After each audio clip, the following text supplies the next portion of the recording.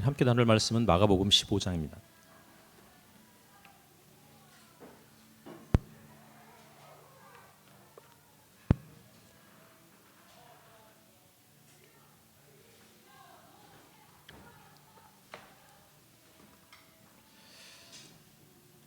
신약성경 마가복음 15장 33절부터 41절까지 교독하겠습니다.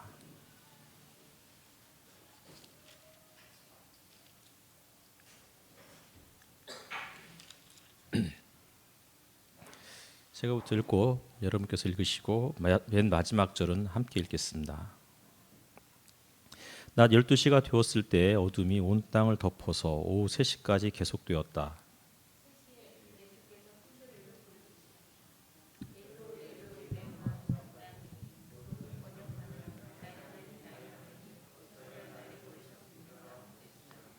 거기에 서 있는 사람들 가운데서 몇이 이 말을 듣고서 말하였다. 보시오, 그가 엘리야를 부르고 있소.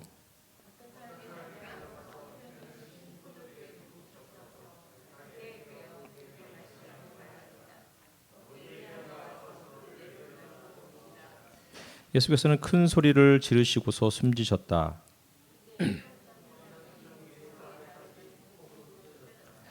예수를 마주보고 서 있는 백부장이 예수께서 이와 같이 숨을 거두시는 것을 보고서 말하였다. 참으로 이분은 하나님의 아들이셨다.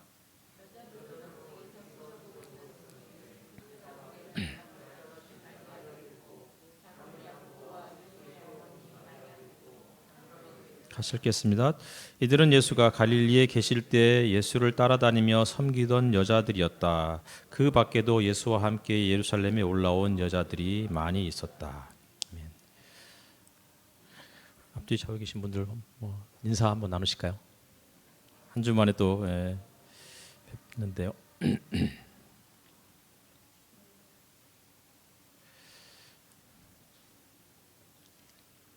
좁네요. 그러니까. 강대상에서 하려고 했는데 이 카메라가 고정이라 그래서 어쩔 수 없이 다시 또 내려왔습니다. 오늘로서 이제 마가복음 설교를 마무리하게 되었습니다. 다음 주 주일부터는 이제 에스더서를 수요일은 성경 공부로 그리고 주일은 이제 에스더서를 가지고 설교를 할 예정이긴 한데 처음 하는 에스더 성경 공부인 것 같아요. 에스더 우리가 아는 게 뭐 죽으면 죽으리다 이게 사실 전부고 저도 뭐 아는 게 별로 없어서 얼마만큼 오랫동안 할 수 있을지는 모르겠지만 아마 제가 생각하기에는 6월 중에는 에스더서가 이렇게 마무리되지 않을까 싶습니다. 인생을 살면서 고통스럽고 감당하기 어려운 그런 일들을 경험할 수 있습니다.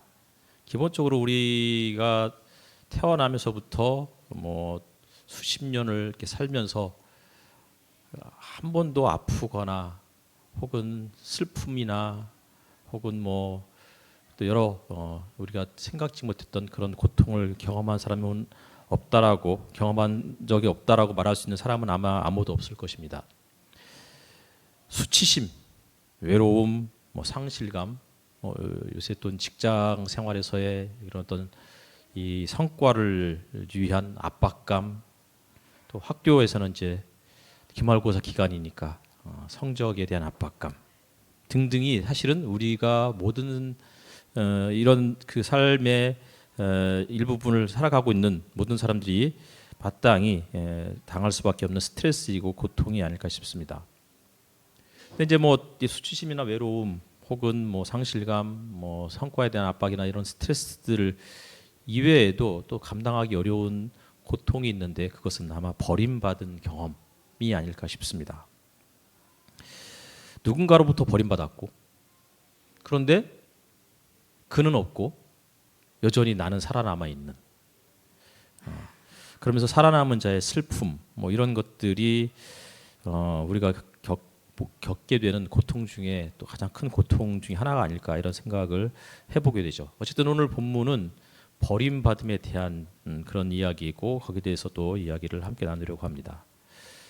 누군가로부터 버림받았을 때 혹은 사랑하는 사람으로부터 버림을 받았거나 사랑하는 사람이 우리보다 먼저 세상을 떠났거나 아니면 갑작스런 중병에 걸려서 고통받고 있는 이런 장면들을 지켜보면서, 그런데 그의 아픔과 고통을 우리는 지켜만 볼 뿐 해줄 수 있는 것은 아무것도 없을 때, 자신의 무력함, 이런 답답한 현실들 때문에 굉장히 많이 힘겹고 견디기가 굉장히 어려운 그런 일들이 아닐까 싶습니다. 오늘 본문은 예수께서 십자가에 못 박히시고 마지막 숨을 거두는 장면이죠. 근데 마가복음을 우리가 쭉 1장부터 이제 16장까지를 사실은 쭉 살펴보았어요. 지난 수요일까지. 그런데 마가복음을 읽다 보면 구체적으로 시간에 대한 언급은 아마 제 기억으로 없었던 것 같아요. 근데 오늘 33절, 15장 33절에 처음으로 구체적인 시간이 언급이 되죠. 아주 특이한 상황인 것 같은데, 마가복음에서 구체적으로 시간을 기술을 하는 이유가 무엇일까? 그리고 또 낮 12시 혹은 유대 시간으로는 제6시, 이때 어둠이 온 땅을 덮어서 오후 3시까지 계속되었다, 이렇게 시작을 하고 있는데, 왜 이 시간을 구체적으로 밝혀야만 했을까요? 낮 12시는 정오잖아요. 정오.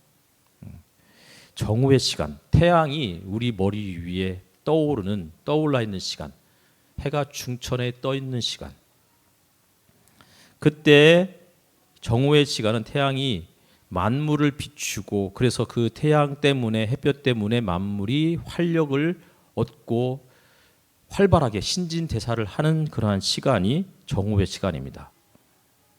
아침에 떠오르는 태양 혹은 저녁에 저무는 태양과는 느낌이 사뭇 다를 수밖에 없습니다. 아침에 떠오르는 태양은 밤새 잠들어 있던 만물을 깨우는 태양이고, 그리고 그 태양은 하루를 시작하게 하는 태양입니다. 그래서 많은 사람들이 일출을 보러 가잖아요. 특별히 또 새해가 되면 일출을 보기 위해서 동해로 가기도 하고, 혹은 뭐 산 위에 올라가서 일출을 맞이하죠. 그런 이유는 떠오르는 태양을 바라보면서 한 해 동안 마음에 품은 소원이나 기도들을 이제 뭐 그리스도인들이야 뭐 하나님께 드리고, 그렇지 않은 사람들은 또 각자의 신이나 혹은 뭐 태양에게 그렇게 소원을 빌면서 그 소원이 이루어지기를 원하는 그런 마음을 담아서 일출을 보러 가는 거죠. 새벽 기도를 아시나요? 우리 새벽 기도를 안 하니까 잘 모르죠. 새벽 기도라는 게 있었어요, 옛날에. 제가 불과 몇 년 전만 해도 교회는 새벽 5시 혹은 5시 반에 교회 가서 기도를 하고, 그리고 교회 새벽 기도를 마치고 탁 교회를 나섰을 때 태양이 이제 탁 떠오르잖아요. 그랬을 때 그 느낌은 새벽 기도를 안 해본 사람은 잘 모르죠. 이 아침 공기, 막 태양이 막 떠올랐을 때 그 아침의 신선한 공기, 이거는 또 저녁의 공기와는 또 달라요.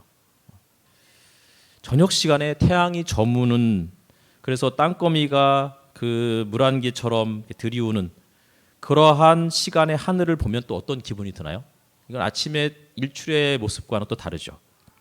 하루를, 오늘 하루도 무사히 보냈다라는 안도감, 어쩌면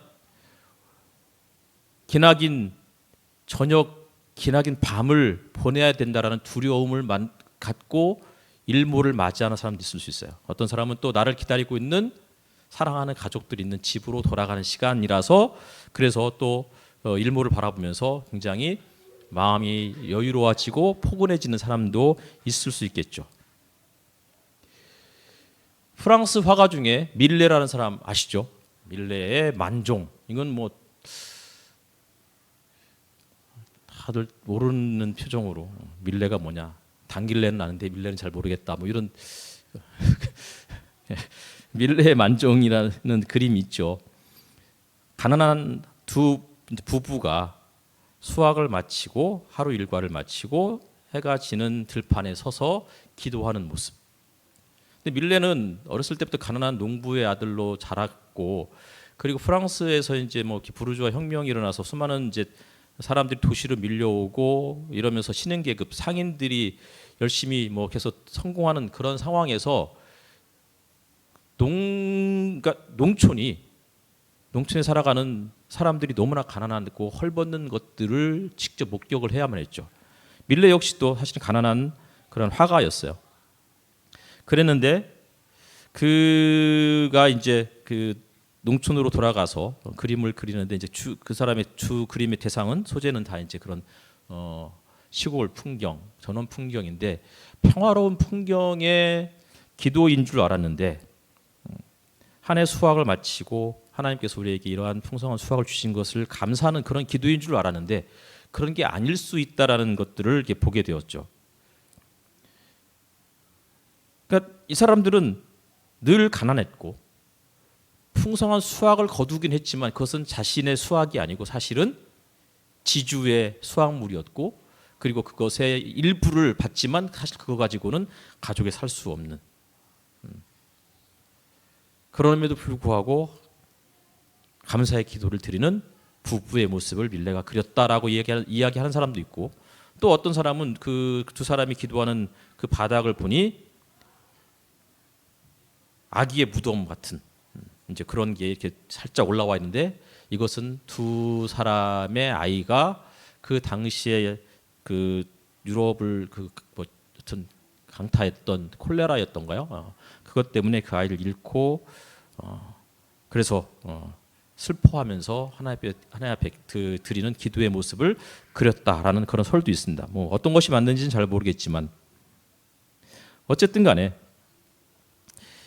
이러한 모습들을 보면 그냥 마음이 그냥 숙연해지죠. 그런 그림만 봐도 하루를 마무리하는 가난한 농부의 기도. 그냥 그게 아니더라도 그냥 태양이 지는 모습만 봐도 마음이 차분해지고 이렇죠. 그런데 정오 혹은 낮 12시는 어떤 느낌이었을까요? 더군다나 오늘 이 설교의 이 본문의 배경은 6월절이었으니까 3월 말에서 4월 초였을 거예요. 봄 기운이 이제 만물을 생동케 하는 이제 그런 상황에서 태양이 정오를 가리키고 그 정오에 떠오르는 태양은 만물의 어떤 활력을 느끼게 하는 그런 태양이기에 충분했을 것입니다. 우리 직장 생활을 하면서도 그렇잖아요. 오전 근무를 마치고 12시가 되면 밥 먹으러 가잖아요. 밥을 먹고 조금 유유자적하면서 커피 한 잔 마시는 그 여유. 굉장히 기분 좋죠. 혹은 학생들 같은 경우도 어쨌든 오전 수업을 마치고서 점심을 먹고 뭐 그동안 뭐 이렇게 밀렸던 잠을 좀 잠깐 청한다든지 아니면 그동안 친구들하고 떠들지 못했던 그거를 수다를 떠는 시간으로 그 점심시간을 보낼 수도 있는 거죠. 이런 시간인데 오늘 본문의 분위기는 너무나 다릅니다. 예상 밖의 장면이 펼쳐지고 있기 때문이죠. 낮 12시가 되었을 때 어둠이 온 땅을 덮어서 오후 3시까지 계속되었다. 만물이 정오의 찬란한 햇볕을 받고 활력을 느낄 시간인데 갑자기 태양이 사라졌습니다. 그리고 대지에 짙은 어둠이 깔렸습니다. 잠깐 동안이 아니라 무려 3시간 동안 절망의 시간이죠. 두려움과 공포를 느끼기에 충분한 시간입니다. 예상치 못한 가운데서 찾아오는 어둠 혹은 고통, 불행 이런 것들은 그곳에서 그 현장에 있었던 사람들이 아니면 그것을 이해할 수 없을 만큼의 큰 충격이고 감당하기 어려운 아픔이었고 전율이었을 것입니다. 그러니까 우리가 예상할 수 있는 고난은 어느 정도 마음의 준비를 할 수가 있어서 조금 그래도 받아들이기가 좀 쉬운 것 같아요. 엊그저께 장례식장을 다녀왔는데 돌아가신 분이 한 80 중반의 이제 아버님이셨어요. 근데 이제 이분이 위암 말기로 그리고 이제 그 암세포가 몸 전체로 결국은 퍼져서 그래서 이제 돌아가셨죠. 근데 이제 장례식장의 분위기가 굉장히 숙연할 줄 알았는데 가보니까 생각보다 숙연하지 않더라고요. 유족들 중에 이제 그 미망이신 이제 그 어머니와 그리고 이제 그 딸이 하고 같이 이제 1시간 정도를 이야기를 나눴어요. 이런저런 이야기를 나누는데 이분들이 장례를 치르는 유족들이 맞나 싶을 정도로 막 농담도 하시고 웃기도 하시고 오히려 제가 저분의 말씀에 웃어야 되는지 되게 난처할 정도로 그런 분위기였습니다. 쭉 이야기를 하시는데 보니까 이분이 평생을 교회나 기독교에 대해서 적대적인 마음을 가지고 지내셨던 분이었는데 암이 걸리고 나서 그리고 3년 정도 치료를 받는 과정에서도 절대 교회에 대해서 혹은 뭐 기독교 진리나 복음에 대해서 그 말도 꺼내지 못하게 했던 그분이 돌아가시기 전날에 갑자기 가족들을 다 불러놓고 나를 위해서 좀 기도 좀 해달라고. 그리고 그래서 이제 목사님이 코로나 때문에 병실을 못 찾아오니까 전화로 그래서 이제 그 영접 기도하고 이렇게 해서 이분이 굉장히 평안한 가운데서 정말 아무런 고통도 느끼지 못하는 가운데서 이렇게 돌아가셨다. 그래서 너무나 감사하다. 이런 이야기를 여러 번 반복하셨습니다.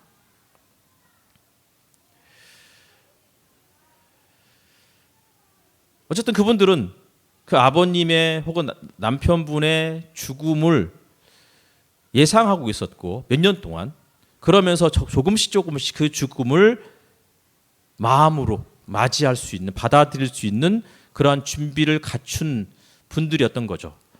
반면에 예상치 못한 죽음 혹은 예상치 못한 고통 그리고 그로 인해서 거기에서 살아남은 유족들 아니면 그 고통을 지켜봐야 하는 가족들 그들에게 주는 이 충격은 사실은 서서히 찾아오는 고통에 비해서 훨씬 더 큰 충격이고 고통일 거라고 생각이 됩니다. 이른 아침에 수학여행을 다녀오겠다고 그리고서는 밝은 모습으로 씩씩한 모습으로 제주도를 향하는 배에 올라탄 우리의 자녀가 갑작스럽게 차가운 죽음으로 돌아왔을 때 그때 부모나 그 가족들이 받는 충격은 이루 형언할 수도 없을 것이고 어떤 말로도 위로할 수 없는 고통이라고 생각이 들죠. 건강했던 사람이 갑작스러운 사고로 인해서 병원 치료를 받고 있을 때 그리고 그런데 아무리 치료를 받아도 아무런 차도가 없이 끊임없이 죽음을 향해서 치달으면서 고통의 신음을 흘리고 있을 때 당사자뿐만 아니라 그것을 지켜보는 가족들은 얼마나 힘이 들까요? 낮 12시가 되었을 때 어둠이 온 땅을 덮어서 이것은 아마 이런 식으로 유비할 수 있을 것 같아서 말씀을 드렸습니다.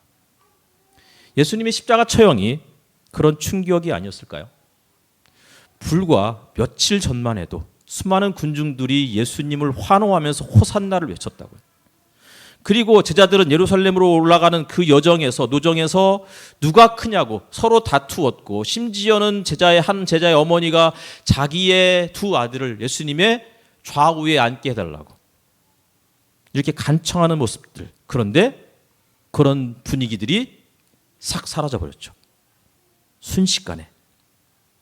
그리고는 죽음의 그림자가 예수님과 그 주변을 짙게 드리웠습니다.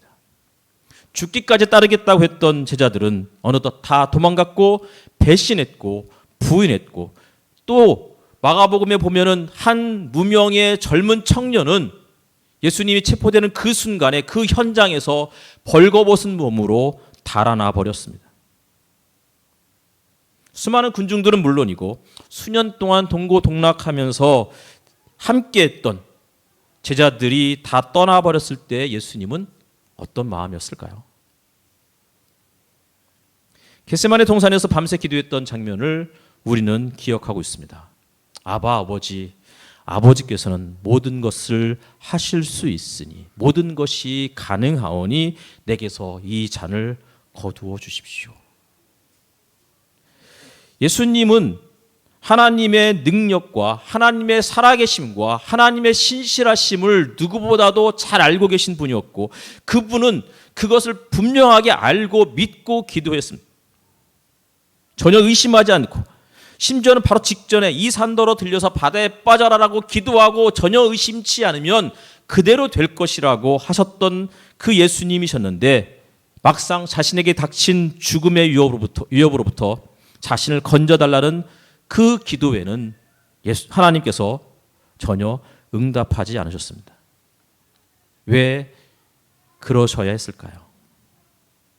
하나님은 모든 것을 하실 수 있는 분이신데, 전능하신 분인데 왜 사랑하는 아들의 기도를 들어주시지 않으셨던 걸까요? 예수님은 적어도 하나님이 응답하시지 않더라도 스스로가 그 위기를 모면할 수 있는 능력을 갖추신 분이었고, 적어도 자신을 체포하러 오는 사람들을 피해서 몸을 숨길 수 있는 충분한 시간을 갖고 있었음에도 불구하고 왜 예수님은 죽음의 그 현장을 벗어나지 않으셨던 걸까요? 불의의 사고나 질병으로 병원에 누워있는 사람이 있습니다. 그때 그를 위로하러 오는 사람들은 종종 이런 이야기를 하곤 했죠. 혹시 하나님께 범죄한 일이 있습니까? 그렇다면 회개하십시오. 혹은 지금 당신이 이런 고난을 받는 이유는 하나님 때문이 아닙니다. 이것은 하나님의 역사가 아니고 마귀의 역사입니다. 하나님은 사랑하는 사람들에게 이런 고통을 주시는 분이 아닙니다. 그러니 함께 축사를 합시다. 나사렛 예수의 이름으로 기도하노니 하도 안 했더니 나사렛 예수의 이름으로 기도하노니 당장 귀신아 물러가라. 어쩌면 어떤 사람은 이렇게 위로를 할 수도 있겠죠. 하나님은 여전히 당신을 사랑하십니다.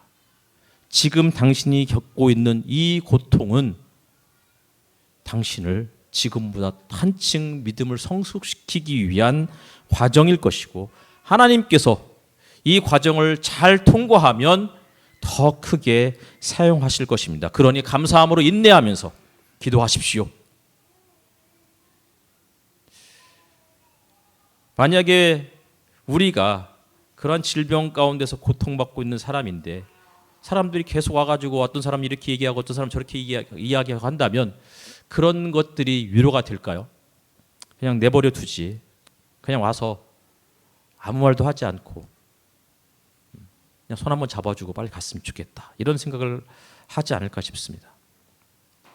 욥이라는 사람이 있습니다. 모든 것을 하루아침에 다 잃어버린 사람입니다. 그리고는 고통 중에 홀로 남겨졌습니다. 그때 욥의 친구들이 그를 찾아왔죠. 그리고는 일주일 동안 아무 말도 하지 않고 그의 욥의 고통의 곁을 함께 지켜준 사람들이었습니다. 일주일 동안 좋았죠. 분위기가 참 좋았습니다. 그런데 일주일이 지나면서 이 친구들이 입을 열기 시작했죠. 그때부터 문제가 발생하기 시작했습니다. 친구들은 고통의 원인을 설명해 주기 위해서 신앙적으로 이런저런 이야기들을 쭉 했지만, 그러나 그러한 어떠한 설명도 욥에게는 위로가 되지 않았습니다. 오히려 그의 고통을 가중시킬 따름이었습니다. 필립 얀시라는 사람 아시죠? 무슨 책 있죠? 필립 얀시. 예? 내가 알지 못했던 하나님. 하여튼 그런 비슷한 제목의 책을 워낙 많이 써가지고 제가 읽었던 책 중에는 놀라운 하나님의 은혜인가? 그 책도 있었고, 교회 나의 고민 나의 사랑 이런 책도 있었고, 아마 수십 권의 책을 썼을 거예요. 그리고 그분의 책은 대부분이 한국어뿐만 아니라 영어로 썼는데 한국어뿐만 아니라 일본어 혹은 스페인어 이런 식으로 다 번역이 돼서 거의 밀리언셀러 작가였죠. 근데 그 필립 얀시가 썼던 책 중에 내가 고통당할 때 하나님 어디 계십니까? 라는 그런 책도 있었었는데 아마 그 책에서 나왔던 것 같아요. 필립 얀시가 자기의 아버지의 죽음에 대한 이야기를 소개하는 장면들이 나왔던 것 같아요. 근데 그의 부모님은 필립 얀시가 태어난 얼마 뒤에 아프리카 선교사로 나가기로 결정을 했죠. 수많은 사람들이 그 필립 얀시의 부모님을 위해서 후원자가 되겠다고 하는 사람들이 있었고, 교회가 적극적으로 지원을 해서 이제 모든 훈련 과정을 마치고 파송하는 일만 남겨둔 상태였습니다. 그런데 갑자기 얀시의 아버지가 쓰러졌습니다. 병원으로 옮겨서 백방으로 치료책을 찾았지만 허사였습니다. 두 사람을 위한 후원자, 교회가 금식하면서 간절히 기도했습니다. 정말 눈물로 기도했습니다. 그런데 결국 얀 씨의 아버지는 이제 갓 태어난 필립과 그리고 20대에 사랑하는 아내를 남겨두고 하나님 곁으로 가고 말았습니다. 모든 것을 하실 수 있는 하나님, 전능하신 분이 왜 그렇게 믿음 좋고 자신의 전생애를 아프리카의 영혼들을 위해서 헌신하겠다고 하는 그 부부의 기도를, 혹은 그 사람을, 두 부부를 지원해 주겠다는 수천 명의 사람들과 교회의 간절한 기도에 하나님은 응답하시지 않았을까요? 아버지께서는 모든 일을 하실 수 있으시니 내게서 이 잔을 거두어 주십시오라고 하셨던 예수님의 이 간절한 기도는 왜 또 응답하시지 않은 걸까요? 34절을 같이 읽겠습니다. 시작. 셋시에 예수께서 큰 소리로 부르시셨다. 엘로이 엘로이 레마 사박다니. 그것은 번역하면 나의 하나님 나의 하나님 어찌하여 나를 버리셨습니까? 하는 뜻이다. 그를 환호했던 수많은 무리들과 제자들로부터 버림받았고 그곳으로도 부족해서 이제는 태초부터 영원 전부터 함께 하셨던 사랑하는 하나님 아버지로부터도 버림받았다고 느끼는 순간이 지금 우리가 바로 읽었던 이 본문인데, 이때 예수님은 얼마나 고통스럽고 얼마나 외로웠을까요? 왜 하나님은 그토록 매정하게 그를 구원하시지 않았을 뿐만 아니라 구원하지는 않더라도 적어도 한 말씀 정도라도 하셨어야 되지 않았을까요? 아들아, 내가 너를 사랑한다. 조금만 더 참아라.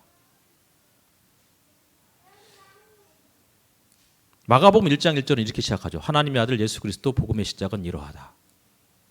마가복음은 독자들에게 무슨 이야기를 해주고 싶었느냐면 예수님이 하나님의 아들이시고 그리스도다라는 사실을 가르쳐주고 싶었던 거죠.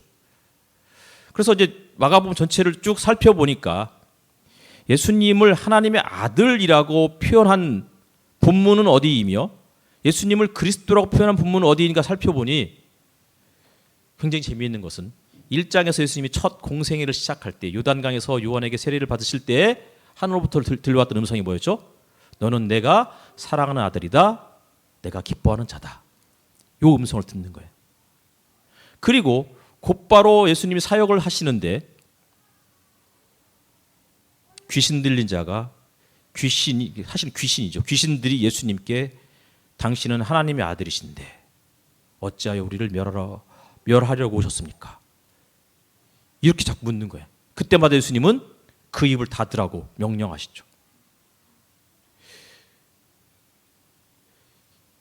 1장에서 하나님으로부터 들려오는 너는 내 사랑하는 아들이다. 요 이외에 예수님에게 위로가 되는 똑같은 하나님의 아들이라는 말을 쓰는데 전혀 위로가 되는 상황이 아닌 거죠. 그런 예수님은 그들의 입을 닫으라고 명령하셨습니다. 9장에 가면 예수님이 세 제자들 베드로, 야고보, 요한 세 제자를 데리고 높은 산에 올라가셨을 때에 하늘로부터 음성이 들려왔습니다. 그때 무슨 음성이 들렸느냐면 이는 내 사랑하는 아들이니 너희는 그의 말을 들어라 였습니다. 너희는 그의 말을 들어라. 누구에게 하신 말씀이죠? 예수님께 하신 말씀이 아니고 제자들에게 하셨던 말씀이에요. 그 이외에는 오늘 본문을 읽을 때까지 단 한 번도 예수님을 향해서 하나님의 아들이라고 정상적인 이야기를 한 사람은 없습니다. 14장에 가면 예수님이 대제사장들에게 재판을 받을 때 당신은 지극히 높으신 분의 아들 그리스도가 아닙니까? 라고 묻죠. 하지만 그것은 예수님을 인정하거나 예수님을 격려하는 뜻이 아니고 조롱하기 위한 그러한 말투였습니다. 그리고 그리스도란 표현은 언제 쓰여졌냐면 9장 바로 앞인 8장에서 가이사랴 빌립보를 향해서 예수님이 제자들과 함께 갔는데 그곳에서 베드로가 선생님은 그리스도이십니다라는 그런 이야기를 하죠. 그때 예수님은 조용해라, 말하지 말아라 라고 그렇게 다그치셨습니다. 그리고 15장에 가면 대제사장들과 율법 학자들이 예수님의 십자가 현장에서 이렇게 외쳤습니다. 이스라엘의 왕 그리스도는 지금 십자가에서 내려와 봐라. 예수님을 향해서 그리스도라고 불렀지만 그것은 조롱하는 말에 지나지 않았습니다. 다시 말하면 예수님이 하나님의 아들이시고 예수님이 그리스도이심을 마가복음은 여러 번 밝히고 있지만 1장에서의 그 본문을 제외하고는 그 어떤 것도 예수님에게 위로와 힘을 주지는 못했다는 사실입니다. 그런데 1장에서는 예수님께서 하나님의 음성을 직접 들었고 그 음성은 그 이후에 들리는 수많은 음성들과는 사뭇 달랐던 그런 내용이었죠. 그리고 그 음성은 예수님의 공생애를 시작하는 그 첫 번째 들렸던 그 음성은 예수님이 죽으실 그때까지 다시 반복되지는 않았을지라도 그 음성이 예수님이 끝까지 십자가 사역을 감당하고 심지어는 십자가 위에서 어찌하여 나를 버리십니까? 라고 하는 그 탄식 중에서도 그분은 하나님을 향해서 기도하는 것을 포기하지 않고 나의 하나님, 나의 하나님이라고 외칠 수 있게 했던 그러한 경험이었습니다. 그런 음성 들으신 적 있으신가요? 너는 내가 사랑하는 자다. 내가 기뻐하는 자다. 사실 그런 음성들을 들으면 우리는 살 힘이 생기죠. 적어도 예수를 믿는 사람들은 어쨌든 간에 어떠한 모양으로든 그런 음성들을 들었을 거라고 생각이 들어요.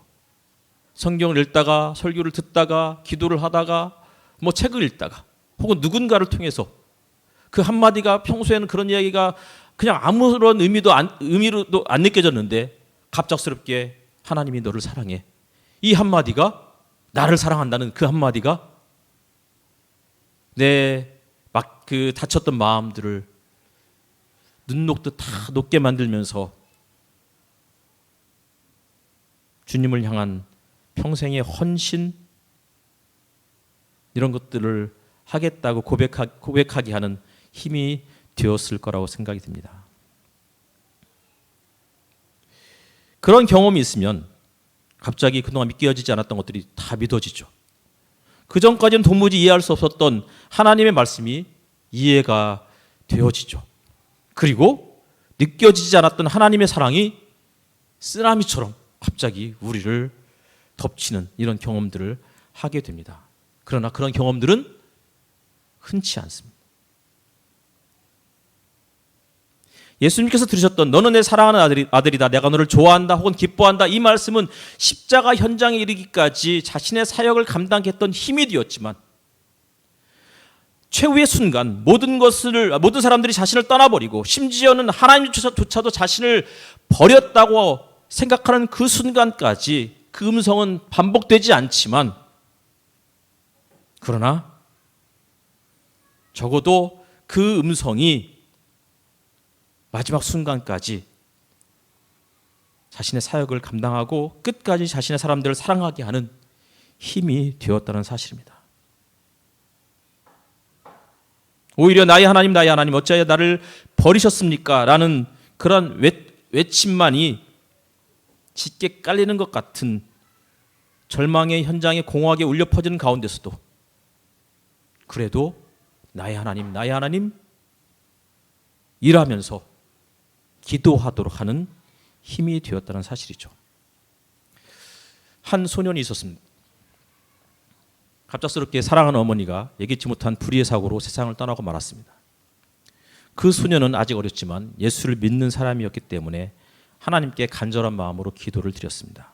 하나님은 모든 것을 하실 수 있는 분이시니 심지어는 성경에서 죽은 자도 살리시는 분이라고 그리고 무로부터 세상을 창조하신 분이라고 말씀하고 있사오니 성경에서 죽은 자를 살리셨던 것처럼 우리 엄마도 살려주세요. 살려만 주신다면 평생 주님을 위해 살겠습니다. 이렇게 간절히 기도했던 한 어린 소년의 기도는 허사였습니다. 전능하신 하나님이 왜 그 작은 소년의 기도를 들어주시지 않으셨을까요? 성경에는 그렇게 어마어마한 기적을 행하시고 능력을 행하시는 그 분이 그 소년의 진심 어리고 간절한 눈물 섞인 기도를 왜 외면하셔야만 했을까요? 한동안 그 소년은 기도하지 못했습니다. 기도할 수 없었겠죠. 그러나 신앙을 포기하지는 않았습니다.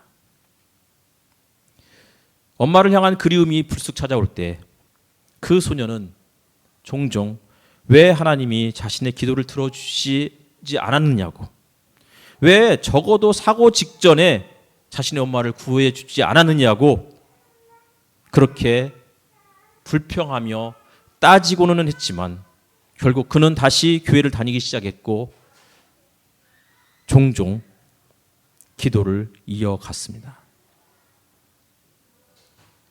예수님도 기도했습니다. 하지만 아무 응답이 없었고 결국 하나님께로부터조차 버림받았다라는 탄식을 하시면서 마지막 숨을 거두고 말았습니다. 하지만 끝이 아니었습니다. 성전 안에서는 성소와 지성소를 나누는 휘장이 위로부터 아래로 찢어지는 그런 역사가 일어났지만 성전 밖에서 골고다 언덕의 십자가 위에서 예수님의 십자가 처형을 진두지휘했던 백부장의 입에서는 한 음성이 울려 퍼졌습니다. 참으로 이분은 하나님의 아들이셨다. 참으로 이분은 하나님의 아들이셨다. 말씀드렸듯이 하나님의 아들, 이 표현은 예수님이 공생애를 시작할 때에 들려왔던 하늘로부터 온 음성이었습니다. 그런데 십자가 현장에서는 이런 소리가 전혀 울려 퍼지지 않았습니다.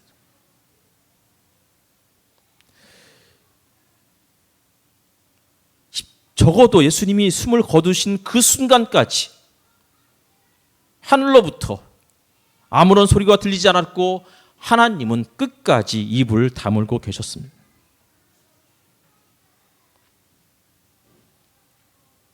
하지만 예수께서 공생애를 시작할 때에는 하나님으로부터 친히 그 음성을 들었다면 숨을 거두시고 고개를 떨구는 그 순간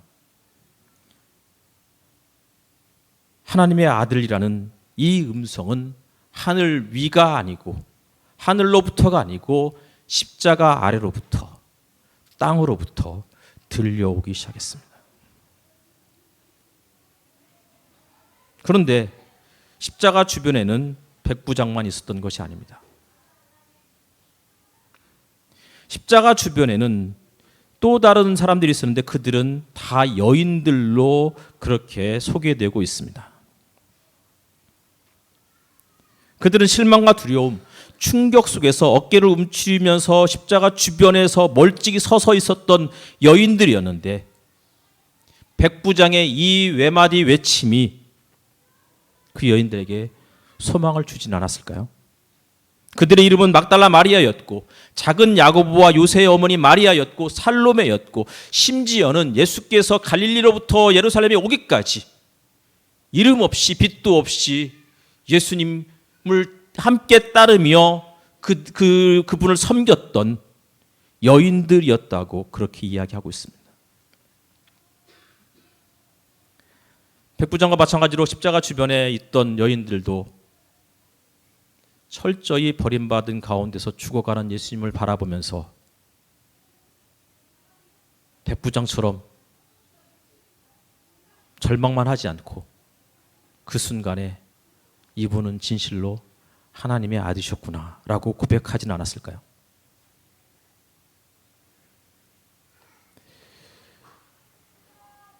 사랑하는 엄마를 살려달라고 간절히 기도했던 그 소년의 기도가 응답받지는 못했을지라도 그 소년은 신앙을 포기하지 않고, 아니 포기할 수 없었습니다.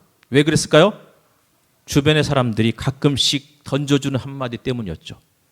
누군가가 너를 위해서 기도하고 있단다. 하나님이 왜 도대체 우리에게 이런 고통을 주십니까? 우리는 이렇게 탄식할 수 있습니다. 욥은 하나님께 그렇게 끊임없이 반복해서 물었고, 그때마다 하나님은 침묵하셨습니다. 오히려 친구들은 그 고통의 원인을 해명하려고 노력했지만 그 해명 혹은 그러한 설명이 욥을 위로하지 못했습니다. 우리가 겪는 고통은 말로 설명해서 이해할 수 있는 것이 아니기 때문입니다. 신앙도 마찬가지죠.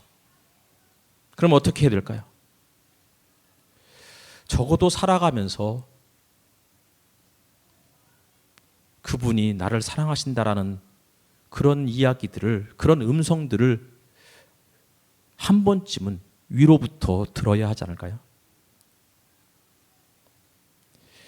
그 음성을 듣고 예수를 믿는다고 고통이나 고난이 찾아오지 않는 것은 아니지만, 그러나 고난이 찾아올 때마다 너는 내 사랑하는 아들이다, 너는 내 사랑하는 딸이라 이렇게 이야기하셨던 그분의 음성을 내가 몸으로 간직하고 있다면 적어도 모든 사람들이 나를 떠났다고 나를 향해서 등을 돌리고, 심지어는 사랑하는 사람이 불의의 사고로 우리 곁을 떠난다 할지라도, 그래서 하나님 왜 우리의 기도를 응답하시지 않는 것입니까? 라며 탄식하는 그 순간조차도 그 처음의 경험, 위로부터 들려오는 하나님의 음성의 경험이 끝까지 우리를 기도하게 하는 힘이 될 수 있지 않을까요? 백부장은 십자가 아래서 자신의 손으로 처형했던 그 죽어가는 예수님의 모습을 보면서 이분은 진실로 하나님의 아들이셨다고 고백을 했고, 십자가 주변의 여인들은 죽어가는 예수님의 고통스러운 얼굴과 신음소리를 들으면서 가슴을 쥐어 뜯었을지언정, 그럼에도 불구하고 그들은 십자가 주변을 머물렀고 끝까지 기도하는 마음으로 그를 위해서 두 손을 모으지 않았을까요? 적어도 하늘로부터 들려오는 그런 음성을 매번 들을 수 없다 할지라도 십자가 아래로부터 들려오는, 혹은 십자가 주변으로부터 들려오는 당신은 진실로 하나님의 아들이십니다, 당신은 진실로 하나님의 딸입니다 라는 그런 음성을 우리의 형제 자매들이 들어야 하지 않을까요? 그리고 그 아픔의 현장에 우리가 곁을 지켜주고 따뜻한 손을 내밀어서 그의 손을 잡고 어깨를 다독이며 사랑한다고 말할 수 있는 그런 곳이 하나님께서 원하시는 교회가 아닐까요? 기도하겠습니다.